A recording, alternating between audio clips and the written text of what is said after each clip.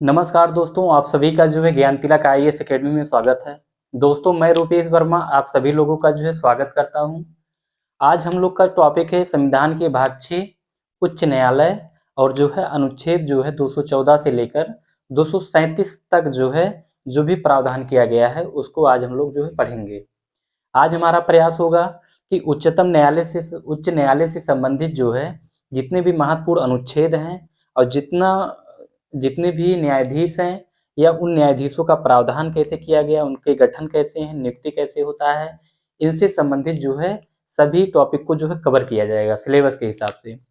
तो दोस्तों इसको स्टार्ट करने से पहले हम कुछ महत्वपूर्ण चीज़ों को देख लेते हैं कि जैसे जो हमारा क्लास चल रहा है इसमें, जैसे अगर आप लोग किसी भी प्रतियोगी की परीक्षाएं की तैयारी कर रहे हैं तो आप लोग अगर पीसीएस के हैं तो इसको खरीद सकते हैं। जो प्रैक्टिस सेट है, प्रैक्टिस सेट को खरीद लीजिए। फिलहाल 2023 का आ गया है और इसको चैप्टर वाइज जैसे जैसे हम करवा रहे हैं उसी हिसाब से अगर आप सॉल्व करते चलेंगे तो सारा क्वेश्चन सॉल्व होते जाएगा। ये देखिए, सर्वोच्च न्यायालय हमने पढ़ाया है, आप लोग इसको सॉल्व कर सकते हैं या जितने भी टॉपिक हैं सबको हम कवर करते हुए चल रहे हैं। तो दोस्तों आप लोग इसको देखने के साथ साथ टॉपिक को भी प्रैक्टिस सेट के साथ सॉल्व करिए। और उसके साथ मैं एक चीज और बता देता हूं कि इसमें जैसे ये तो प्री के एंगल से भी महत्वपूर्ण वीडियो है और दूसरा इसमें मेंस में, इसका मेंस में हम कैसे प्रयोग करें इसका भी महत्वपूर्ण योगदान है। जैसे दिल्ली में पढ़ाई के दौरान कुछ कुछ टेस्ट जो दिए गए हैं, मैं उन लोग को आप लोग के सामने रखता हूँ, कैसे आंसर राइटिंग किया जाता है, कैसे प्रश्न का आंसर लिखा जाता है। जैसे ये देख लीजिए, पहला क्वेश्चन इसमें क्या है, अगर आप लोग को दिखाई दे रहा होगा, ये इसमें जैसे गठन सरकारों ने प्रधानमंत्री पद की गरिमा और व्यक्तित्व को प्रभावित किया है, टिप्पणी कीजिए। या दूसरा प्रश्न इसमें है, राज्यपाल केवल संवैधानिक प्रमुख नहीं है बल्कि विवेकाधीन शक्तियों को भी रखता है, इसको उदाहरण सहित स्पष्ट कीजिए। ये दूसरा क्वेश्चन। तो दोस्तों ये चीज राज्यपाल से संबंधित हमने सभी चीज को, उनके प्रशासनिक शक्ति को या संकटकालीन उनकी जो विवेकाधीन शक्तियां थी उसको हमने कवर किया था। और विवेकाधीन शक्तियों में हमने बताया था कि राष्ट्रपति की तरह ही इनको शक्तियां प्राप्त होती हैं संकटकालीन शक्तियों को छोड़कर। तो आप लोग अगर देखेंगे तो मेंस में कैसे लिखना है, अभी मान लेते हैं हम लोग उच्च न्यायालय पढ़ाएंगे तो उच्च न्यायालय में इसमें कैसा प्रश्न पूछा जा सकता है, या हम इस टॉपिक पे अगर पढ़ने से पहले टॉपिक पढ़ लेते हैं, देख लेते हैं। हमको इसका जैसे गठन देखना, उच्चतम न्यायालय का गठन अनुच्छेद 16 के अंतर्गत, अनुच्छेद 16। और फिर इसके बाद हमारा दूसरा टॉपिक है जो आज हम पढ़ेंगे, फिर नियुक्ति। जो न्यायाधीश होते हैं उनकी नियुक्ति कैसे किया जाता है, अनुच्छेद ये 216 है और ये अनुच्छेद 217। ये क्वेश्चन बार बार पूछा गया है। और फिर इसके बाद हम योग्यता पढ़ेंगे, योग्यताएं क्या होती हैं। और फिर महाभियोग पढ़ेंगे, महाभियोग। और फिर महाभियोग के बाद हम लोग इसमें पढ़ेंगे शपथ, वेतन हो गया। और फिर इसके बाद वेतन के बाद हम लोग इसमें पढ़ेंगे कि अनुच्छेद 224 अपर न्यायाधीशों की नियुक्ति, या इसमें देख लेते हैं अपर न्यायाधीश क्या होते हैं, अभी इसको भी हम लोग पढ़ेंगे। अपर न्यायाधीश की नियुक्ति अनुच्छेद 224। और फिर इसके बाद हमारा नेक्स्ट टॉपिक होगा फिलहाल ये क्लास लंबा होने वाला है। और फिर स्थानांतरण न्यायाधीश, न्यायाधीशों का स्थानांतरण होता है, स्थानांतरण अनुच्छेद 222, अनुच्छेद 222। और फिर इसके बाद स्थानांतरण के बाद इसमें कैसे, मतलब इसमें केंद्र का न्यायाधीशों पर या जो है उच्च न्यायालय पर कैसे नियंत्रण होता है, इसको देखेंगे। केंद्रीय नियंत्रण, केंद्रीय नियंत्रण, केंद्रीय नियंत्रण। और फिर इसके बाद जो है रिटायर्ड न्यायाधीश। रिटायर्ड न्यायाधीश में हम लोग ये पढ़ेंगे, क्या उच्च न्यायालय का न्यायाधीश अगर रिटायर्ड हो जाता है तो क्या वह वकालत कर सकता है? जरूर, लेकिन उस उच्च न्यायालय में नहीं कर सकता जहां पर जो है वह न्यायाधीश रहा है। और फिर इसके बाद हमारा टॉपिक होने वाला है इसमें जो है रिटायर्ड न्यायाधीश हो गया। और फिर इसके बाद जो है इसमें हम अधिकारिता आ जाएंगे, अधिकारिता, अधिकारिता पढ़ेंगे। और फिर जो है रिट पढ़ेंगे। और रिट के बाद जो है और फिर रिट के बाद जो है हम लोग अधीक्षण पढ़ेंगे, सुप्रीम कोर्ट का अधीक्षण। फिलहाल इतना टॉपिक को पहले कवर करते हैं। और फिर जैसे अगर इसमें प्रश्न पूछा जाएगा तो कैसे पूछा जाएगा, उच्च न्यायालय से संबंधित अगर कोई प्रश्न आता है तो यही से पूछ सकता है उच्च न्यायालय के जो है उसके गठन कैसे होती है, या ऐसे पूछ सकता है उच्च न्यायालय की जो है कार्य एवं शक्तियां क्या होती हैं, या उसकी संरचना क्या होती हैं। तो उसकी संरचना में जो है उसका गठन भी पूछ सकता है, नियुक्ति भी पूछ सकते हैं, योग्यताएं भी आ सकता है, महाभियोग, या पूछ सकता है उच्चतम न्यायालय के न्यायाधीश को किस प्रक्रिया द्वारा महाभियोग लगाकर जो है हटाया जाता है, या अपर न्यायाधीश क्या होते हैं, या फिर केंद्रीय नियंत्रण जो है कैसे न्यायाधीशों पर जो है रखते हैं। तो दोस्तों हम जो है एक एक शुरू करते हैं। सबसे पहले देखते हैं कि अनुच्छेद 214 जो है, अनुच्छेद 214 हमारा कहता है कि जो है इसमें कहा गया है कि प्रत्येक राज्य का जो है एक उच्च न्यायालय होगा। प्रत्येक राज्य में एक उच्च न्यायालय होगा, लेकिन अगर एक या एक से अधिक उच्च न्यायालय हैं तो वहां पर एक उच्च न्यायालय हो सकता है। और इसमें जैसे इसमें एग्जाम्पल के तौर पर देख सकते हैं कि जैसे इसमें मुंबई हो गया, मुंबई उच्च न्यायालय, या गुवाहाटी उच्च न्यायालय हो गया, या कोलकाता उच्च न्यायालय। तो ये जो उच्च न्यायालय हैं इनके क्या हैं, इनमें जो है इनके जो जो क्षेत्र हैं ये एक से अधिक राज्यों में फैले हुए हैं। लेकिन 2000 जो है वर्तमान में देखा जाएगा तो कितने उच्च न्यायालय हैं, 25 उच्च न्यायालय जो है विद्यमान है भारत में। और 2012 में जो है जैसे मेघालय हो गया, मणिपुर हो गया और त्रिपुरा में जो है उच्च न्यायालय की स्थापना किया गया। और इलाहाबाद उच्च न्यायालय जो है ये सबसे बड़ा उच्च न्यायालय है। हम इसके जो है कुछ बिंदु को देख लेते हैं। जैसे अनुच्छेद 214 जो बार बार प्रश्न पूछा गया है, 214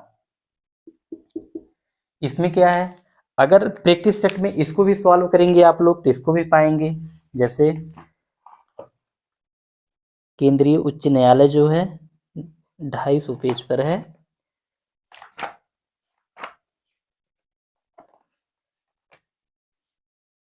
ये देखिए, ये देखिए दोस्तों, टोटल जो है प्रश्न जो है पूछा गया है, क्रम वाइज पूरा क्वेश्चन पूछा गया है, कहाँ से पूछा गया है, कैसे पूछा गया है। जब आप लोग इसको जो हमने जो है रिट से संबंधित सारी चीजें बताया था इसमें सब दिया है, सॉल्व करेंगे बहुत ही जो है अच्छा होगा। तो अनुच्छेद 214 जो है हमारा इसमें क्या कहा गया है कि प्रत्येक राज्य का एक उच्च न्यायालय होगा। क्या होगा, प्रत्येक राज्य का एक उच्च न्यायालय, एक उच्च न्यायालय होगा। एक से अधिक राज्य एक उच्च न्यायालय या एक हाई कोर्ट जो है, एक से अधिक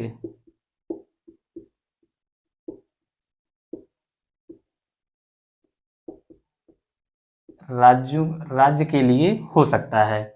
और इसमें दूसरा की पॉइंट क्या है, इसमें उदाहरण जो है महत्वपूर्ण उदाहरण है।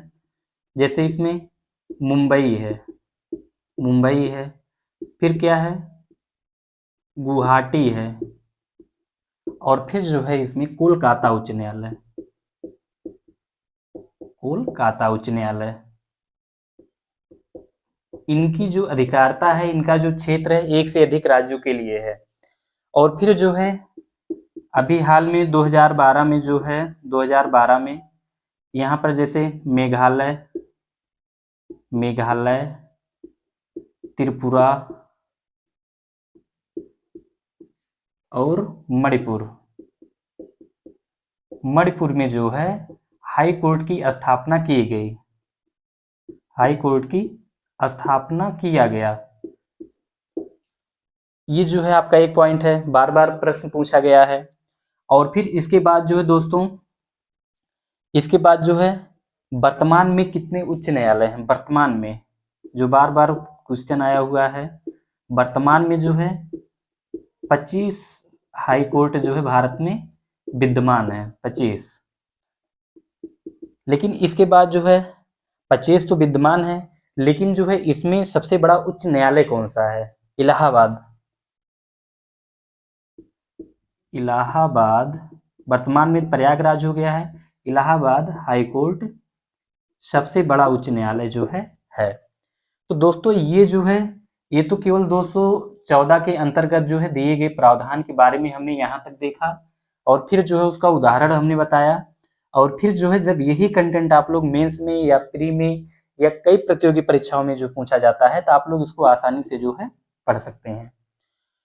ये तो अनुच्छेद 214 के अंतर्गत जो है कंप्लीट हुआ। लेकिन अब हम इसमें देखते हैं, इसमें गठन गठन सर उच्च न्यायालय का जो है गठन कैसे हुआ है, इसको हम लोग जो है देखते हैं। गठन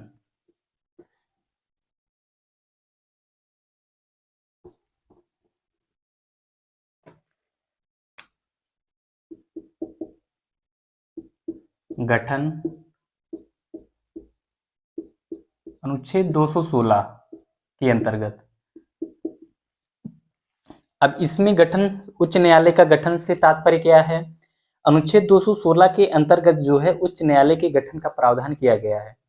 उच्च न्यायालय का गठन और रिट में और अधिकारिता में वृद्धि, या जो है इसमें पीठों की संख्या कितनी होगी, न्यायाधीशों की संख्या कितनी होगी, इसमें जो है इससे संबंधित कानून बनाने का जो अधिकार होता है वो संसद को होता है। इसमें क्या है? गठन, गठन से संबंधित कानून बनाने का अधिकार जो होता है, कानून बनाने का अधिकार जो है संसद को होता है।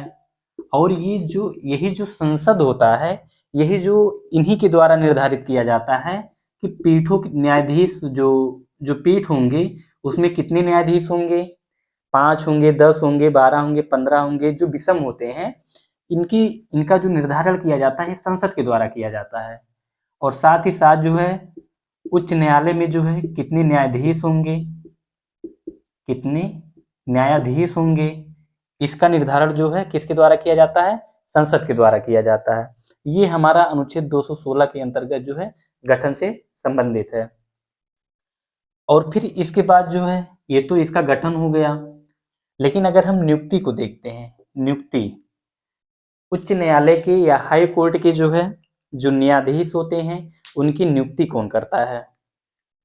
नियुक्ति,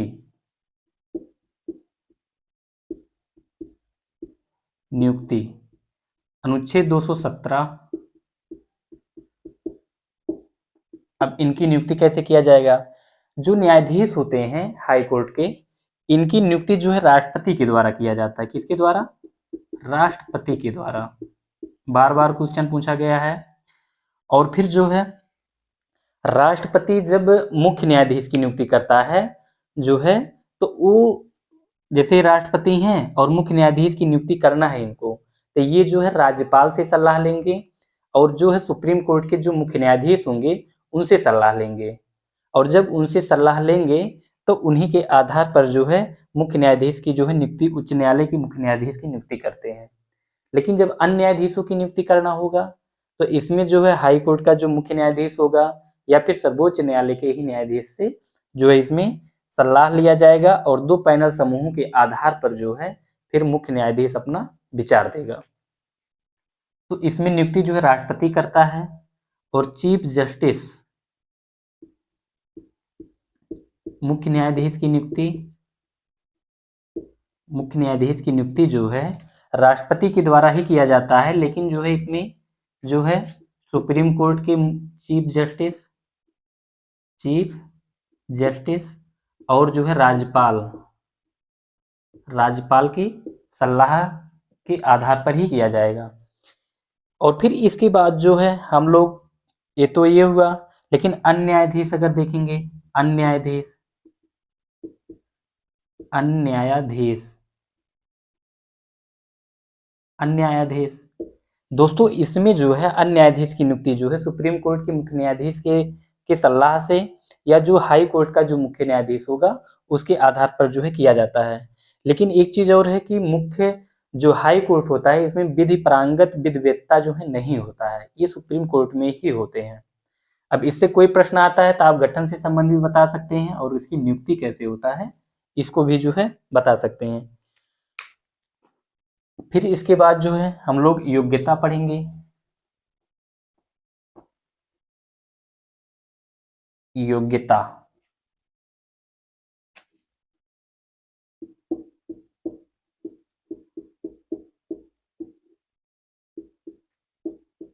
योग्यता दोस्तों, उच्च न्यायालय का न्यायाधीश बनने के लिए जो है कौन सी योग्यताएं होनी चाहिए, ये संविधान में जो है ये प्रावधान किया गया है या कहा गया है कि कोई भी व्यक्ति जैसे वह भारत का नागरिक हो और पागल दिवालिया सजा याफ्ता ना हो, और उसके साथ ही साथ जो है उसकी योग्यताओं में उसकी जो उम्र होनी चाहिए वो 62 वर्ष से कम आयु का हो, और उसके साथ ही साथ जो है वह एक उच्च न्यायालय या एक से अधिक उच्च न्यायालय में जो है 10 वर्ष तक अधिवक्ता रहा हो, या फिर जो है 5 वर्ष तक जो है न्यायिक पद पर जो है कार्य किया हो। इसमें क्या है, भारत का नागरिक हो, भारत का नागरिक हो, और फिर दूसरा जो है उम्र 62 वर्ष से कम आयु का,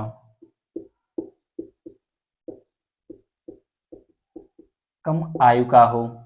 और फिर इसके बाद जो है इसमें यह जो है एक या अधिक हाईकोर्ट में 10 वर्ष तक अधिवक्ता के रूप में कार्य किया हो, अधिवक्ता के रूप में जो है कार्य किया हो, या जो है न्यायिक पद पर कार्य किया हो, न्यायिक पद पर कार्य किया हो। तो दोस्तों ये जो है क्या हुआ कि ये योग्यताएं होता है कि जो है कोई भी न्यायाधीश है उसकी क्या क्या योग्यताएं हो सकती हैं, उसी को ही जो है न्यायाधीश हाई कोर्ट का जो है नियुक्त किया जा सकता है।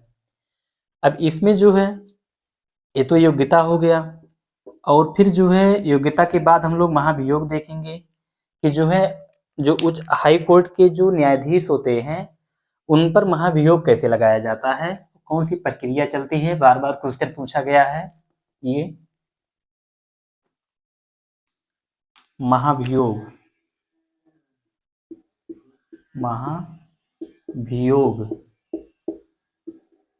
या हटाया जाना। दोस्तों जो महाभियोग प्रक्रिया जो है न्यायाधीशों के विरुद्ध में लाया जाता है ये दो आधार पर लाया जाता है, एक होता है साबित कदाचार के आधार पर और दूसरा होता है असमर्थता के आधार पर। जब वह मानसिक रूप से जो है असक्षम हो गया हो या विचित्र हो गया हो तो ऐसी दशाओं में जो है संसद के द्वारा जो है महाभियोग प्रस्ताव लाया जाता है। जब महाभियोग प्रस्ताव लाया जाएगा तो इसे जो है तीन सदस्यीय जो है एक समिति होती है, और जो समिति होती है इसमें जो है सर्वोच्च न्यायालय के मुख्य न्यायाधीश शामिल होते हैं, और फिर जो है हाई कोर्ट के जो है मुख्य न्यायाधीश होते हैं, और एक प्रांगत विधिवेत्ता जो है शामिल होता है समिति में। और ये जो समिति होती है वो जो है किस पर, न्यायाधीश पर लगाए गए जो है आरोप की जांच करते हैं। अगर ये समिति जो है जांच को सही पाता है तो संसद के जो दोनों सदन होंगे, राज्यसभा लोकसभा, तो वो क्या करेंगे, वो क्या करेंगे कि जो है उसे पद से जो है विशेष बहुमत से प्रस्ताव को पारित कर देंगे और फिर उसे पद से जो है हटा देंगे राष्ट्रपति के द्वारा। तो इसमें जो है हम देखते हैं क्या क्या मेन कंटेंट है। जैसे महाभियोग प्रस्ताव जो है दो आधार पर, इसका आधार क्या है, बार बार मेंस में भी आया है प्री में भी। इसका आधार जो है साबित कदाचार और दूसरा है असमर्थता के आधार पर, असमर्थता के आधार पर ये, और फिर जो है जो महाभियोग प्रस्ताव लाया जाता है ये जो है संसद के द्वारा लाता है। कौन लाता है? लाया जाना कौन लाता है? संसद। संसद जो है महाभियोग प्रस्ताव लाती है और फिर एक समिति होती है। संसद जो है महाभियोग प्रस्ताव लाती है और फिर एक 3 सदस्यीय जो है 3 सदस्यीय समिति होती है। 3 सदस्यीय समिति होती है जो इस जो जो जो न्यायाधीश पर महाभियोग लगाया गया है उसकी जांच करती है। इसमें जो है 3 लोग होते हैं। 3 इसमें कौन होते हैं? एक सुप्रीम कोर्ट के जो है मुख्य न्यायाधीश और दूसरा जो है इसमें हाई कोर्ट के जो है मुख्य न्यायाधीश और फिर जो है तीसरा जो है एक प्रांगत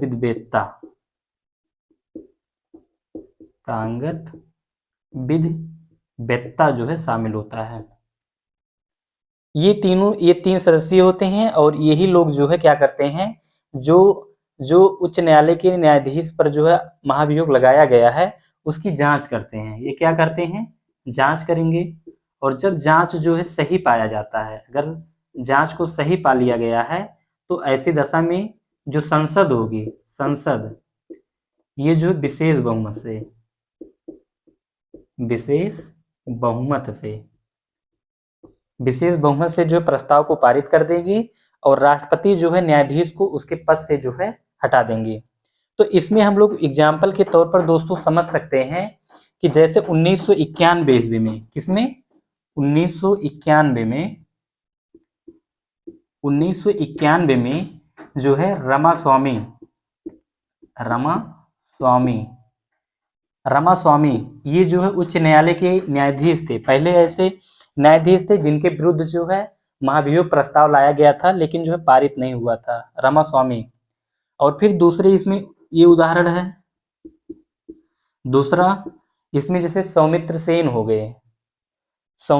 हो गए, दिनकरन हो गए, ये ऐसे न्यायाधीश रहे हैं उच्च न्यायालय के जिनके विरुद्ध जो है अविश्वास प्रस्ताव लाया गया था। कौन से? सौमित्र सेन और दिनकरन।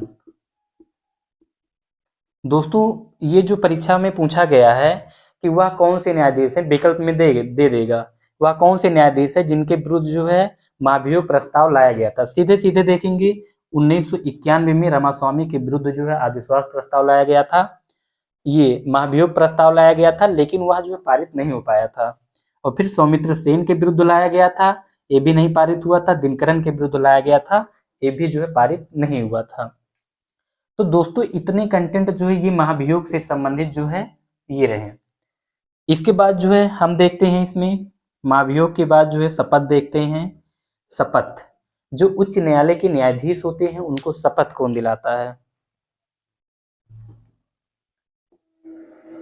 शपथ, उच्च न्यायालय के न्यायाधीशों का जो है शपथ कौन दिलाता है?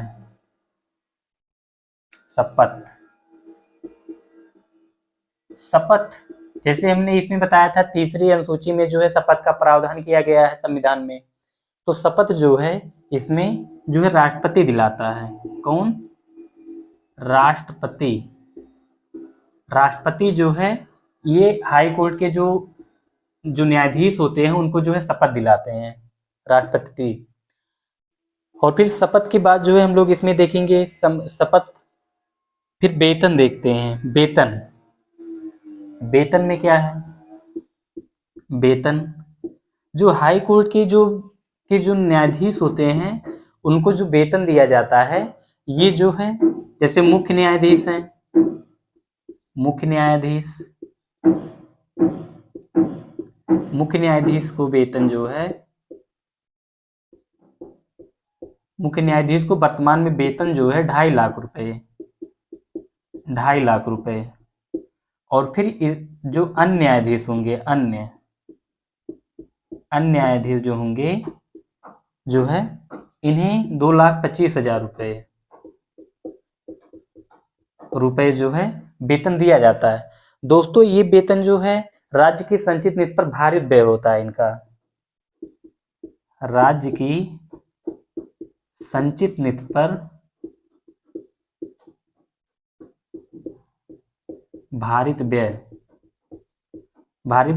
लेकिन जो उच्च न्यायालय के जो न्यायाधीश होते हैं इनको जो पेंशन दिया जाता है, पेंशन जो दिया जाता है वो जो है केंद्र की संचित निधि से दिया जाता है, केंद्र सरकार के द्वारा दिया जाता है। पेंशन जो है केंद्र द्वारा जो है केंद्र की संचित निधि से जो है दिया जाता है। दोस्तों जो ये उच्च न्यायालय होते हैं इनको जो है फ्री में जो है निःशुल्क आवास मिलता है, इनको जो है नौकर चाकर मिलते हैं, गाड़ी घोड़े मिलते हैं, मतलब ये सारी सुविधाएं जो है ये किसको मिलते हैं, ये उच्च न्यायालय के जो न्यायाधीश होते हैं ये इनको जो है सरकार द्वारा या संविधान द्वारा जो किए गए प्रावधान के अनुसार जो है इनको मिलते हैं। दोस्तों ये वेतन रहा, वर्तमान समय में वेतन कितना दिया जाता है, और फिर उसके बाद जो है वेतन के बाद हम लोग पढ़ेंगे अपर न्यायाधीश। अपर न्यायाधीश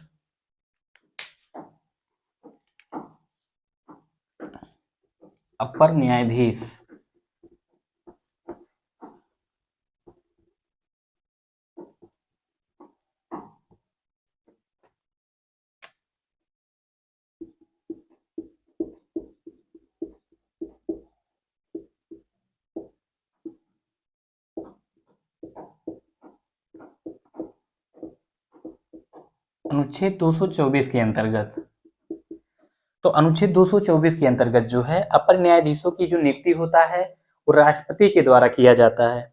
राष्ट्रपति जो है अपर न्यायाधीश की नियुक्ति करेगा, और इसलिए इनकी नियुक्ति किया जाता है कि जिससे जो लंबित कार्य होते हैं, लंबित कार्यों को पूरा करने के लिए।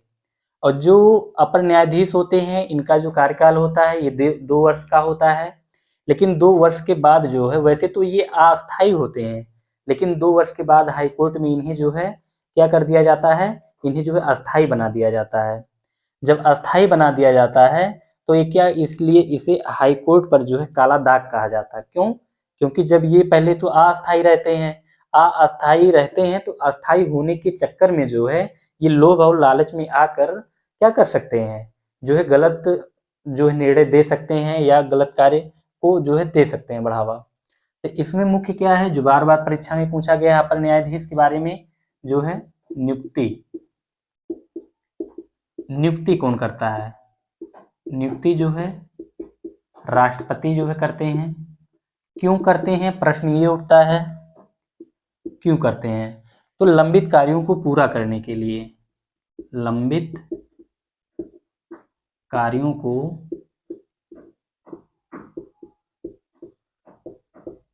पूरा करने के लिए। और लंबित कार्य क्या होता है, जो मुकदमा काफी लंबे समय से जो है हाई कोर्ट में पड़ा हुआ है उसको जो है उसको जो है पूरा करते हैं। और फिर जो है क्या है इसमें, ये कैसे होते हैं, अस्थायी होते हैं। कार्यकाल क्या होता है, कार्यकाल जो होता है ये 2 वर्ष होता है, 2 वर्ष। लेकिन 2 वर्ष के बाद जो है इन्हें अस्थायी भी किया जाता है। क्या किया जाता है? अस्थायी। इसीलिए हाईकोर्ट पर जो है इसे जो है काला दाग माना जाता है कि ऐसे जो है अपर न्यायाधीशों की नियुक्ति जब अस्थायी कर दी जाती है तो ये लोभ और लालच में आकर जो है गलत तरीके से निर्णय दे सकते हैं या फिर जो है गलत कार्य को अंजाम दे सकते हैं। तो दोस्तों ये अपर न्यायाधीश के संदर्भ में जो है मुख्य कंटेंट जो है दिए। परीक्षा में जो है बार बार पूछा गया कि इसकी नियुक्ति कौन करता है, ये किस अनुच्छेद के अंतर्गत इसका प्रावधान किया गया है, और इनकी नियुक्ति क्यों की जाती है, इसका कारण क्या है, इनका कार्यकाल क्या है, और क्या इन्हें अस्थायी किया जा सकता है। तो ये अपर न्यायाधीश रहा। अपर न्यायाधीश के बाद जो है हम लोग देखते हैं स्थानांतरण न्यायाधीश। स्थानांतरण जो है न्यायाधीशों का जो स्थानांतरण होता है इसको जो है देखेंगे।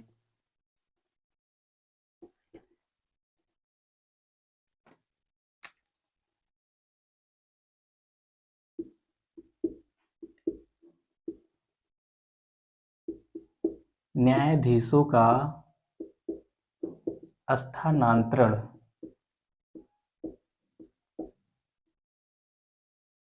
अनुच्छेद 222 के अंतर्गत जो है प्रावधान किया गया है संविधान में। बहुत महत्वपूर्ण है, बार बार परीक्षा में पूछा गया है।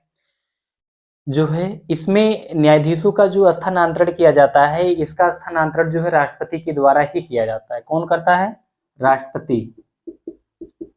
राष्ट्रपति राष्ट्रपति तो स्थानांतरण करते हैं न्यायाधीशों का, लेकिन जो है राष्ट्रपति का काम ये भी होता है कि जैसे जिस जिस उच्च न्यायालय से जो है न्यायाधीश को स्थानांतरित किया जा रहा है, उस वहां पर जो है उस मतलब क्या है इसमें कि राष्ट्रपति जो होंगे वो जो है जिस न्यायाधीश को जिस उच्च न्यायालय से स्थानांतरित करेंगे, वहां के मुख्य न्यायाधीश से जो है सलाह लेना होगा। किसको? राष्ट्रपति को। और फिर उस न्यायाधीश को जिस उच्च न्यायालय में स्थानांतरित किया जा रहा है, वहां के मुख्य न्यायाधीश से भी राष्ट्रपति को सलाह लेना होगा, तभी जो है यह प्रक्रिया पूर्ण होगा। तो इसमें जो है स्थानांतरण राष्ट्रपति करते हैं, और राष्ट्रपति जो है करते समय जिस उच्च न्यायालय जिस हाई कोर्ट से स्थानांतरित करते हैं, उस मुख्य न्यायाधीश उस चीफ जस्टिस से जो है सलाह लेना होगा। और फिर दूसरा पॉइंट इसमें क्या है? तीसरा पॉइंट क्या है कि जहां पर यहां पर क्या है, जिस जिस हाई कोर्ट में स्थानांतरित किया जा रहा है, यहां पर क्या लग जाएगा? में। जिस हाई कोर्ट में जो है स्थानांतरित किया जा रहा है, वहां के चीफ जस्टिस से मतलब मुख्य न्यायाधीश से जो है सलाह लेना होगा, तभी जो है यह स्थानांतरित जो है माना जाएगा। तो दोस्तों ये जो है न्यायाधीशों का स्थानांतरण से संबंधित जो है रहा। और फिर इसके बाद जो हम लोग का जो है टॉपिक है केंद्रीय नियंत्रण। केंद्र का जो है राष्ट्रपति पर केंद्र का जो है उच्च न्यायालय के न्यायाधीशों पर जो है कैसा नियंत्रण होता है, किस प्रकार का होता है। इसमें जैसे इसमें क्या है कि नियंत्रण में जो है केंद्रीय नियंत्रण, जैसे राष्ट्रपति हैं क्या है, केंद्र के संवैधानिक प्रमुख होते हैं।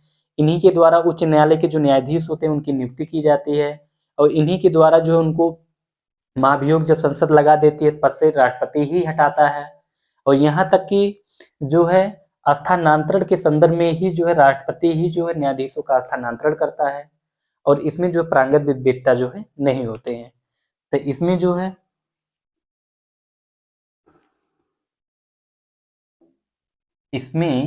है केंद्रीय नियंत्रण हम लोग पढ़ेंगे। केंद्रीय नियंत्रण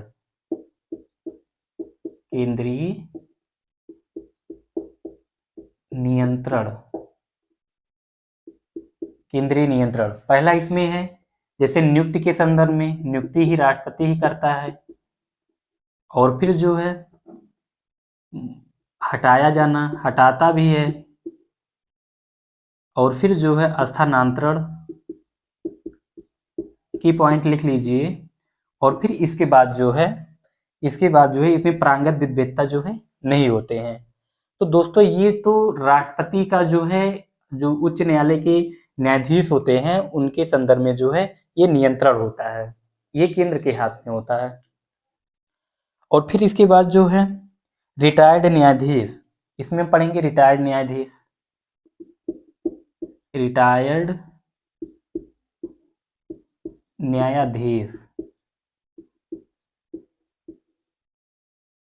न्यायाधीश दोस्तों जो है रिटायर्ड न्यायाधीश जो उच्च न्यायालय के न्यायाधीश होते हैं और वो रिटायर्ड हो जाते हैं, क्या वो उच्च न्यायालय में वकालत कर सकते हैं? ये प्रश्न पूछा गया है। जी हाँ, जो उच्च न्यायालय के रिटायर्ड न्यायाधीश होते हैं ये वकालत कर सकते हैं, लेकिन उस उच्च न्यायालय में वकालत नहीं कर सकते हैं जिस उच्च न्यायालय में जो वो न्यायाधीश रहे हैं। ये जो है रिटायर्ड न्यायाधीश के अंतर्गत जो है ये प्रावधान जो है संविधान में किया गया है। और फिर जो है लेकिन सुप्रीम कोर्ट के सुप्रीम कोर्ट के जो वकील या मतलब जो न्यायाधीश होते हैं वो रिटायर होने के बाद जो है वकालत नहीं कर सकते हैं, जबकि उच्च न्यायालय का जो न्यायाधीश होता है वो वकालत कर सकता है। हाई कोर्ट का न्यायाधीश जो है रिटायर होने के बाद जो है क्या कर सकता है? वकालत कर सकता है अदर जगह।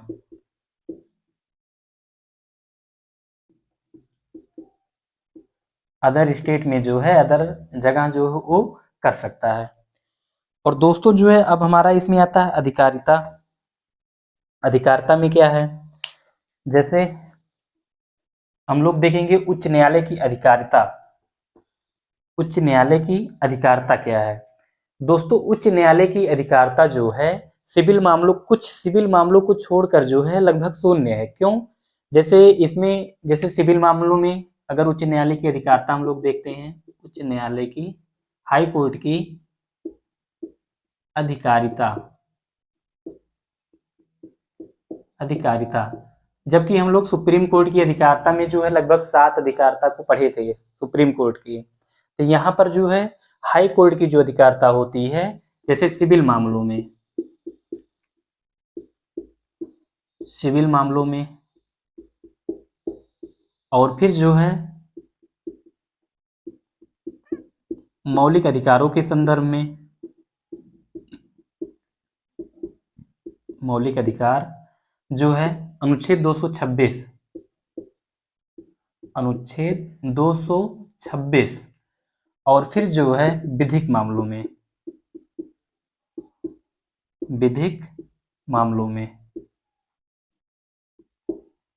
दोस्तों क्या है कि इसमें सिविल मामलों में जो जमीन जायदाद से संबंधित मुकदमा होता है, और जो मौलिक अधिकार, इसमें जो है हाई कोर्ट की अधिकारिता के अंतर्गत आता है।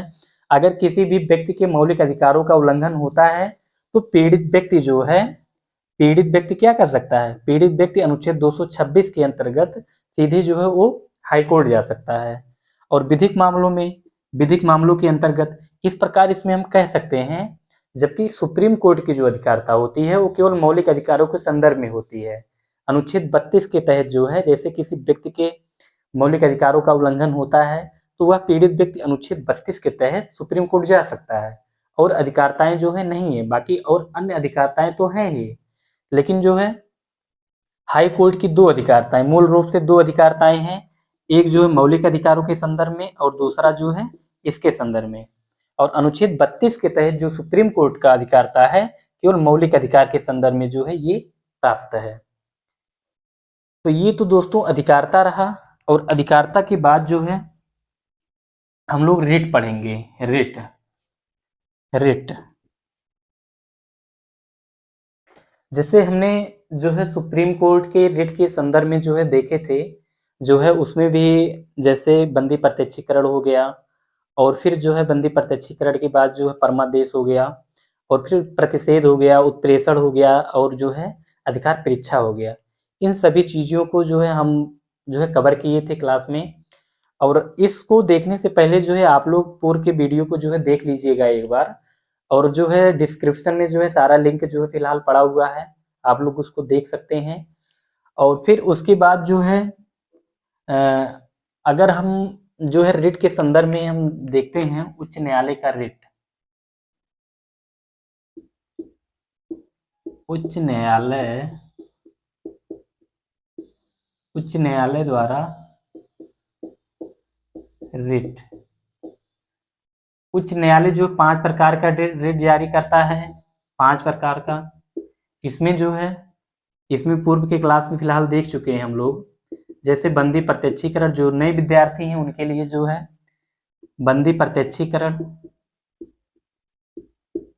और फिर जो है इसी को हैबियस कॉर्पस कहा जाता है। एक क्वेश्चन आया है,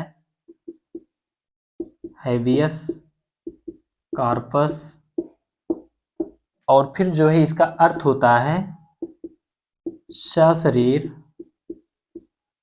बंदी व्यक्ति को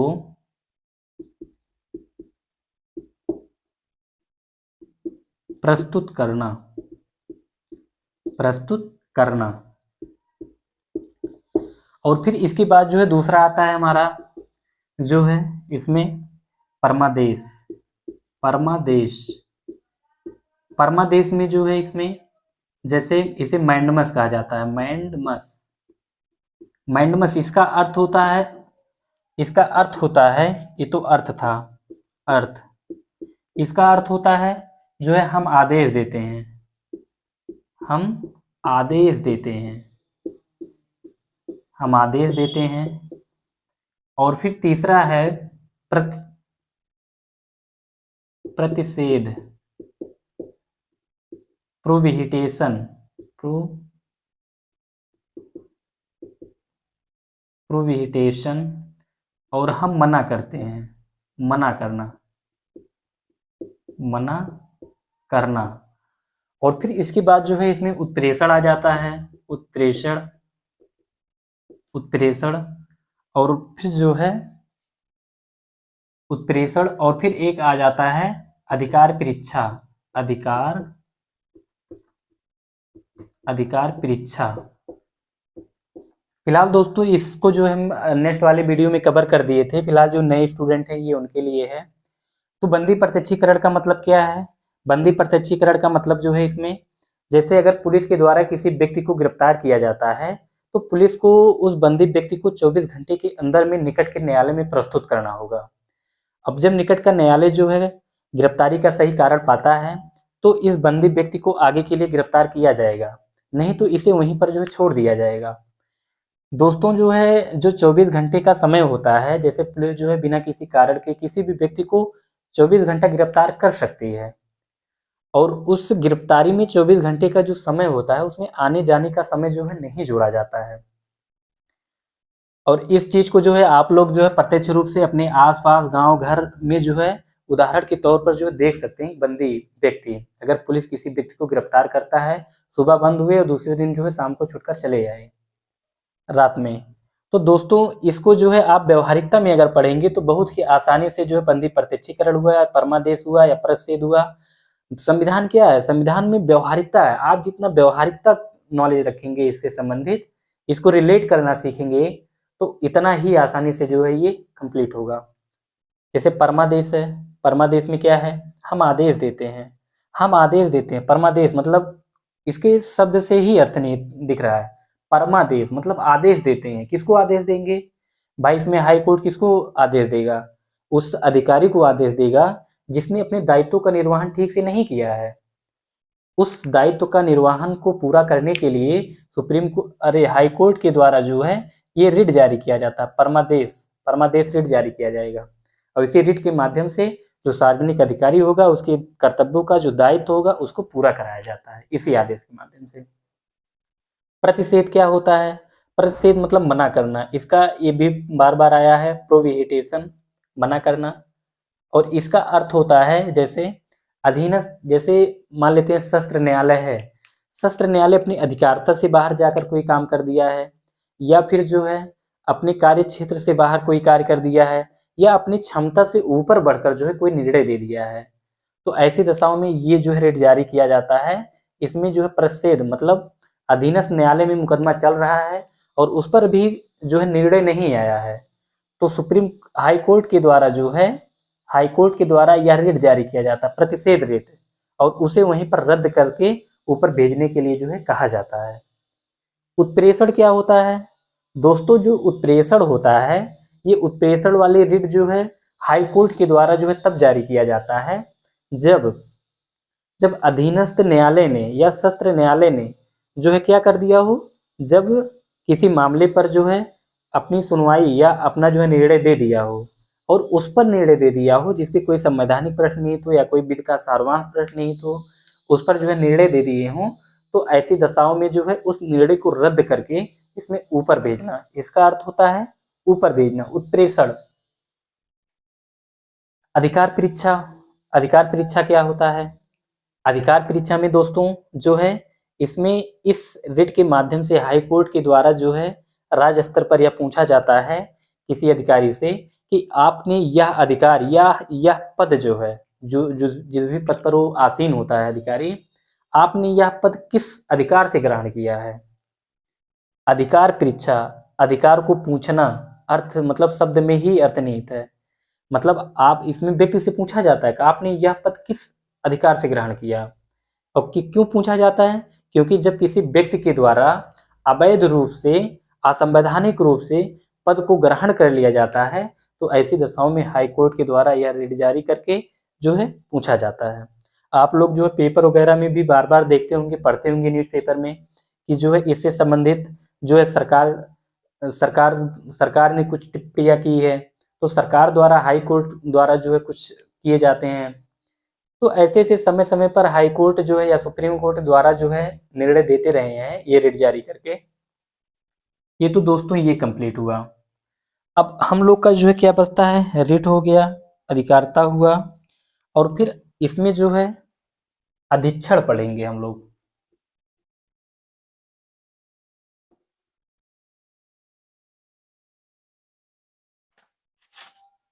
अधिक्षण,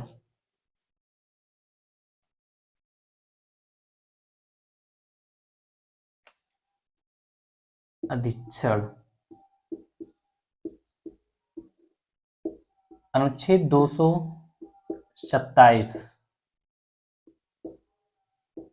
अनुच्छेद 227 अधिक्षण, हाई कोर्ट अधिक्षण।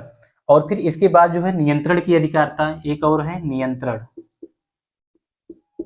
नियंत्रण की अधिकारिता, की अधिकारिता। अनुच्छेद जो है, अनुच्छेद जो है 235 के अंतर्गत जो प्रावधान किया गया है। तो दोस्तों अधिक्षण क्या है, इसमें जो है जो उच्च न्यायालय होते हैं, उच्च न्यायालय जो है अपने अधीनस्थ न्यायालयों की कार्य विधियों की जो जांच पड़ताल करते हैं, उसकी अधिक्षण करते हैं। क्या करते हैं, हाई कोर्ट जो है, हाई कोर्ट अपने अधीनस्थ न्यायालयों का, अपने अधीनस्थ, अपने अधीनस्थ न्यायालय का जो है कार्य विधियों का अधिक्षण, कार्य विधियों का अधिक्षण करते हैं। तो इसमें जैसे मान लेते हैं सत्र न्यायालय है, सत्र न्यायालय ने जो है कौन से कार्य किए हैं, कितने कार्य किए हैं, और किस अनुसार जो है, क्या संविधान के अनुसार कार्य किया जा रहा है या नहीं किया जा रहा है, मतलब उन सभी पर जो नियंत्रण या जो जो अधिक्षण किया जाता है वो उनकी कार्य विधियों पर किया जाता है। मेन प्रश्न ये है। और फिर नियंत्रण की अधिकारिता, अनुच्छेद 235 के अंतर्गत जो है नियंत्रण की अधिकारिता। अब नियंत्रण, जैसे हाई कोर्ट है, उस सत्र न्यायालय के जो न्यायाधीश होंगे उनकी नियुक्ति कब होगी, उनका स्थानांतरण कब होगा, और उनकी छुट्टी कब होगी, ये क्या है, उस पर नियंत्रण रखते हैं। क्यों, क्योंकि इसमें भी जो है राष्ट्रपति के द्वारा वहाँ के मुख्य न्यायाधीश से जो है सलाह लेना होता है, जहाँ से नियुक्ति करना है, जहाँ पर नियुक्ति करना हो, जहाँ से उसे स्थानांतरित किया जा रहा है। अभी हमने पढ़ाया था कि अनुच्छेद 222 न्यायाधीशों का स्थानांतरण, तो इसमें यही है कि हाई कोर्ट जो है, हाई कोर्ट अधीनस्थ, अधीनस्थ न्यायालय के,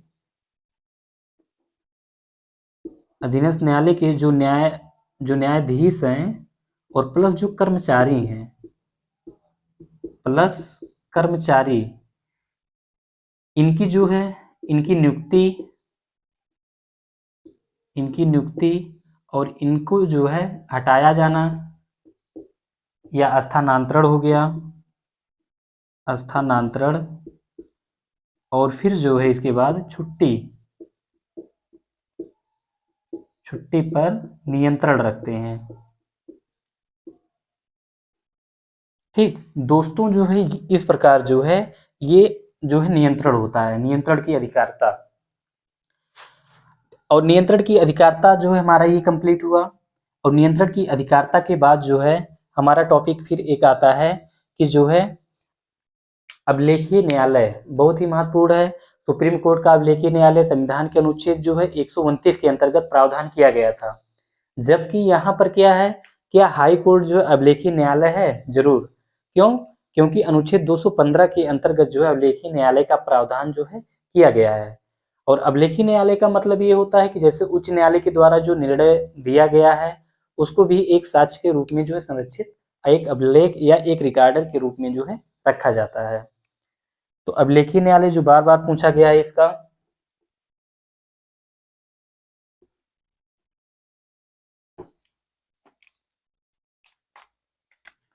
अभिलेखीय न्यायालय,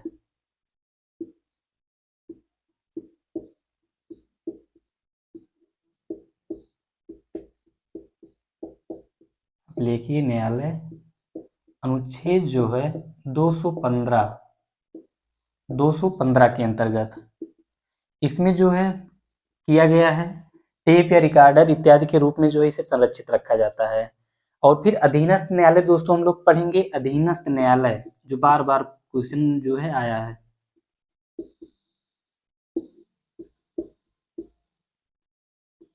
अधीनस्थ न्यायालय दोस्तों, अधीनस्थ न्यायालय जो है अनुच्छेद 233 के अंतर्गत, इसमें क्या कहा गया है, अनुच्छेद 233, अनुच्छेद 233 के अंतर्गत जो है इसमें ये कहा गया है कि अधीनस्थ न्यायालय मतलब सत्र न्यायालय का न्यायाधीश बनने के लिए जो है इसमें 7 वर्ष तक जो भी व्यक्ति होगा वो 7 वर्ष तक जो अधिवक्ता के रूप में जो है कार्य किया होगा। कितने वर्ष तक? 7 वर्ष तक किसी उच्च न्यायालय में जो है अधिवक्ता रहा हो 7 वर्ष तक। और फिर जबकि हमारा अनुच्छेद जो है, हमारा अनुच्छेद 234 क्या कहता है, अनुच्छेद 234, अनुच्छेद 234, अनुच्छेद 234 में ये कहा गया है न्यायिक सेवा परीक्षा का आयोजन किया जाता है। न्यायिक सेवा परीक्षा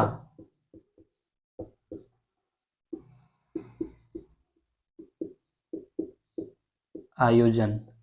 तो दोस्तों इस प्रकार जो है इसमें अधीनस्थ न्यायालय का जो है न्यायाधीश बनने के लिए 7 वर्ष तक जो है किसी न्यायालय में अधिवक्ता के रूप में कार्य किया हो और उसकी आयु जो है वो 62 वर्ष से कम हो, 62 वर्ष से कम हो, तब वह जो है अधीनस्थ न्यायालय का न्यायालय का जो न्यायाधीश बन सकता है।